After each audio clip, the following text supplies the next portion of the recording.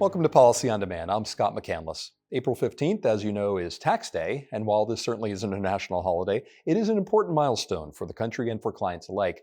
And this year, its impact on receipts and the eventual timing of the debt ceiling are key considerations.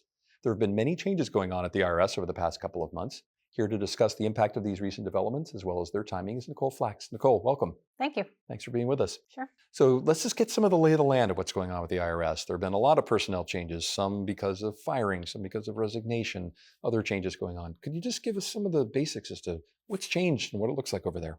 There has been a lot going on over the last several weeks, and it seems like there's new information each week about the latest. Today is a pretty important day for some of their changes, and I'll get to that in a second, but maybe I should just base set kind of what's happened over the last few weeks. Initially, the IRS started, like other federal agencies, with the offer, which they called the fork in the road, which was a voluntary early departure for employees, and about 5,000 to 6,000 IRS employees took that initially. That's not a super significant number because the IRS would generally have more employees than that retire in a traditional retirement cycle. Kind of the second wave, though, was the probationary employees. So there were about 7,000 probationary employees that were terminated.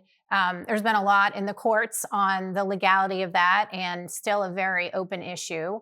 The IRS had been in the process of bringing those employees back, but recently changed their direction. And so those employees, for the time being, are staying on administrative leave and are not actually working cases and back at the IRS. So that's a pretty significant chunk. But what's going on right now is there is a second voluntary resignation retirement program that is available to employees. And today is the deadline for employees to express their interest in that program. And I think that's really a big variable in terms of what the future is going to look like at the IRS. So this is a broad program, and every day I'm seeing different people posting on social media that they've decided to leave and they're looking for work. And so I think it'll really change things at the IRS. I think the expectation is after it's clear how many employees are taking that program, then they'll move to a more forced termination program, a reduction in force.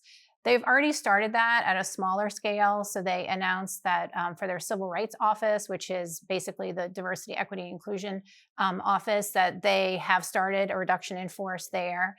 And the expectation is that it would be more broadly applicable, but they are going through this voluntary program first. Nicole, maybe one other personnel-related question before we move to some of the impacts. What's going on at the commissioner level?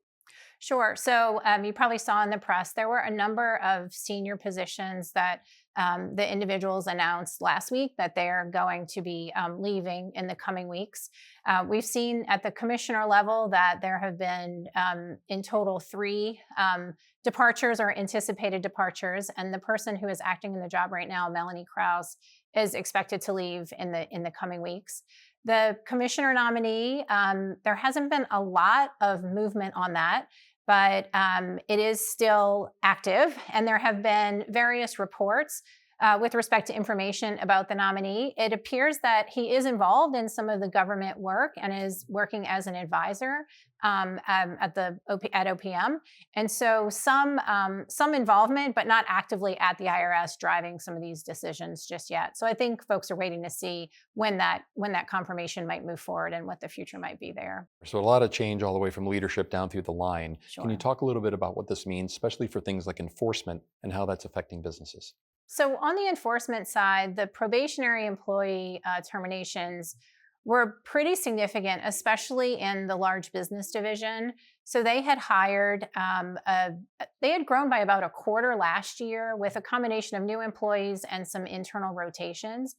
So when those probationary employees were terminated, it was a big immediate hit. There wasn't much notice for those employees, and they were actively working cases. So there were a number of cases where the agents involved were just not there anymore. And so working to deal with that.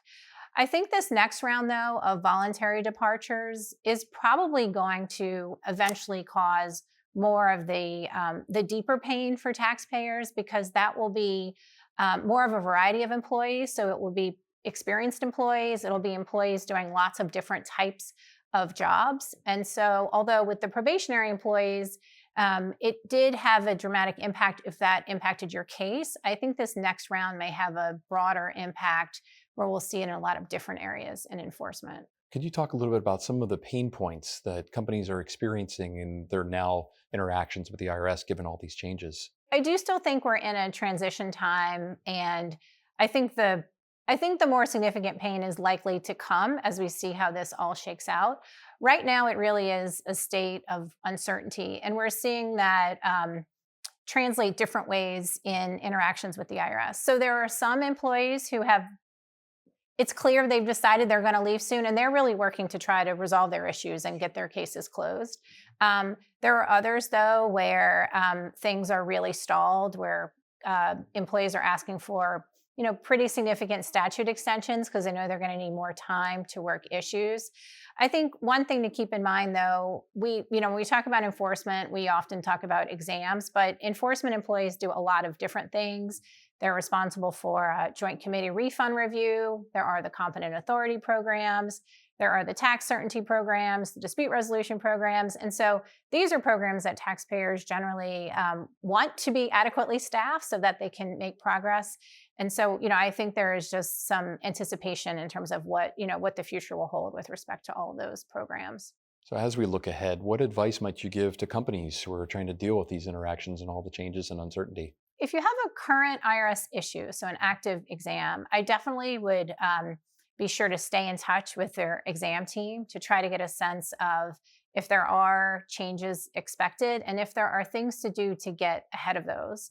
I think most IRS employees, if they've decided to leave, do want to take steps to try to resolve their issues if possible. But it could be that given the nature of the issue or the timing of the case, that's just not going to work. But you definitely don't want to just be in a kind of a black hole of a void of information as folks start leaving and not knowing what to do. So I would definitely try to get in touch, get a sense of what's happening with your issue and what plan B might be if there are folks who are leaving. Nicole, thank you as always for your great advice and insights. Appreciate you being with us. Sure. Thank you. And thank you for joining us. You'll find a link to this week's Monday briefing, where we discuss recent geopolitical disruption and its impact on global tax policy. Stay tuned for more and have a great week. Take care.